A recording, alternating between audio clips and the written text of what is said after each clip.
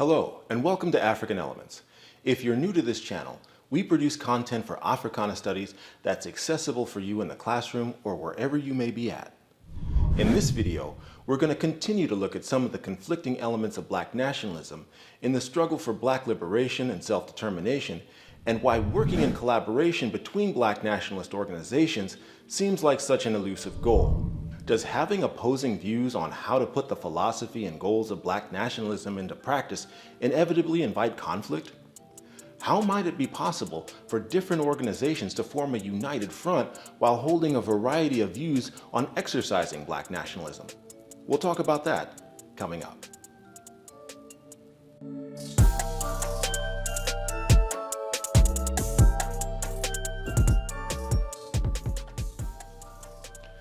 Welcome back to African Elements. I'm Darius Spearman.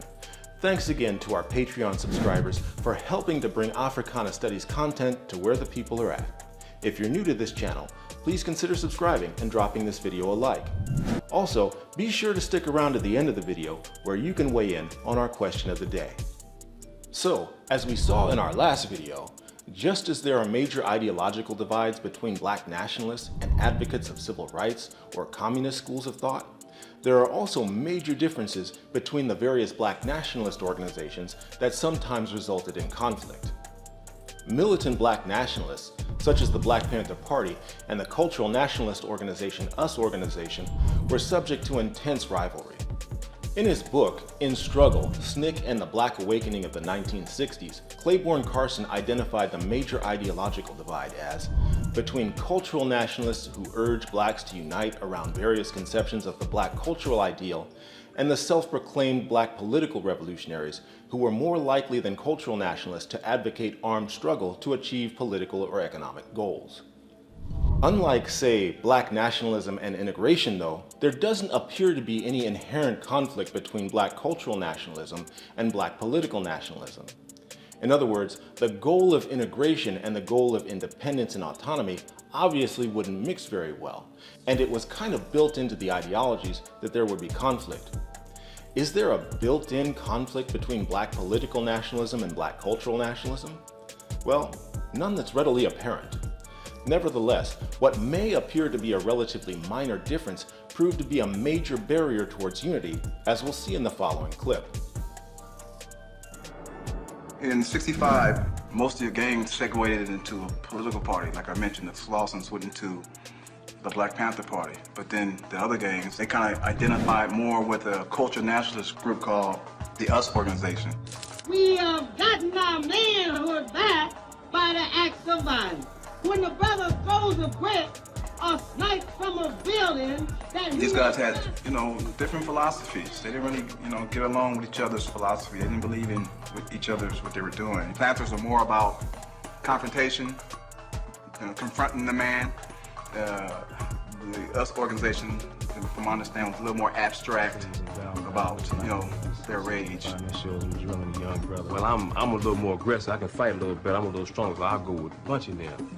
And the guys who couldn't fight so well, the guys who wanted to be more jazzy, they went with Karenga. Kinds of things that Maulana Karenga was saying in that first speech I heard clicked with me in terms of Black people seizing their own destiny and to express that through political power, to seize political power through organizing and a self-affirmation of who Black people were. Given that both organizations were had been recruiting strongly from gang structures, you can see the beginnings of some confrontations. Karenga and all those people, the US organization, they were armchair revolutionaries.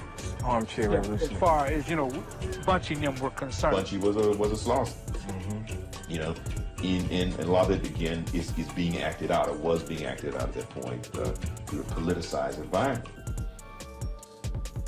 Although there were significant differences of opinion, the framework for unity did exist and was being forwarded under the banner of Pan-Africanism. Pan-Africanism, one of the 6 elements of Black nationalism, is a notion that people of color worldwide share a common anti-colonial and anti-imperialist agenda. Further, as we discussed in an earlier video on the significance of Black studies, link below, often the experiences of other oppressed groups can be instructive and offer much toward our own understanding of our own struggle. In the case of Black nationalism, the anti-colonial movement in Indonesia served as a valuable lesson. The first president of the independent country of Indonesia, President Sukarno, played a key role in bringing together delegations from 29 African and Asian nations in 1955 at the Bandung Conference. The conference inspired African nations in their quest for independence from colonial rule. The effort in Asia was duplicated on the African continent by Ghana, which was the first African country to gain independence from European colonization under its first president Kwame Nkrumah in 1957. Ghana became a charter member of the Organization of African Unity in 1963, which sought unity amongst African nations in the anti-colonial movement. Malcolm X, in his historic 1963 speech, Message to the Grassroots, lauded the Bandung Conference as instructive for African Americans in pursuit of building unity, stating, "Once you study what happened at the Bandung Conference and the result of the Bandung Conference, it serves as a model for the same procedure you and I can use to get our problems solved." Inspired by both the Bandung Conference and anti-colonial struggles on the African continent, Malcolm X founded the Organization of Afro-American Unity as a coalition of organizations modeled after the Organization of African Unity. In a statement, Malcolm X proclaimed, "We Afro-American people will launch a cultural revolution which will provide the means for restoring our identity that might rejoin our brothers and sisters on the African continent, culturally, psychologically, economically, and share with them the sweet fruits of freedom from oppression and independence from racist governments." Further, in another historic speech, The Ballad or the Bullet, on April 3, 1964, Malcolm X established a framework for intergroup communication and collaboration that didn't demand that organizations become subordinate or merge with one particular group, but only required them to adhere to the broad principles of Black nationalism and simultaneously remain independent and autonomous. He proclaimed, "If the NAACP is preaching and practicing the gospel of Black nationalism, join the NAACP. Join any organization that has a gospel for uplift for the Black man." Maulana Karenga was also inspired by the Bandung Conference. He used the Indonesian motto, "Unity in Diversity," to describe his own formula for African American solidarity, which he termed operational unity. Using operational unity as an approach, Karenga formulated a theory that allowed for cooperation between several umbrella organizations and coalitions that he worked to build. Putting that into practice, however, remained an elusive goal, made even more challenging by the FBI's efforts to create tension between various Black nationalist organizations. That's an effort that later became known as the FBI's Counterintelligence Program, or COINTELPRO. It's a program that came to light after a group of activists broke into FBI headquarters in Media, Pennsylvania in 1971 and made off with documents that revealed the existence of this program that included heavy surveillance, infiltration, and sending correspondence between the various organizations that were intended to incite tension. The FBI had created this tension, but you had these two groups that when they saw each other on the street, it was just a natural confrontation. They were making all kinds of suggestions and writing letters, and they had cartoons made up showing Ron Karenga with his feet up on a desk and things like that, and marking off Bunchy Carter and John Huggins and things to do today. These were cartoons that were created by FBI agents. We didn't really know. Nobody believed that the FBI wanted to be bothered with some little Negroes in LA trying to organize themselves and so on and so forth. At the same time, they were sending the same stuff to them. Correspondence propaganda between the two, between Bunchy and Karenga, telling one that the other one was doing something that wasn't appropriate.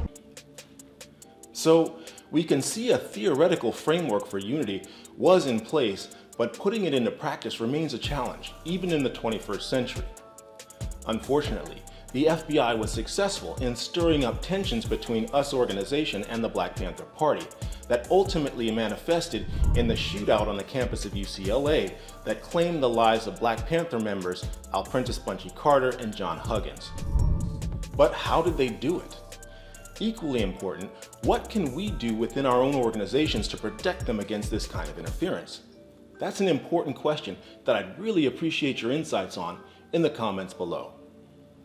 That's all for this program. If you've made it this far, maybe you can drop us a like and consider subscribing.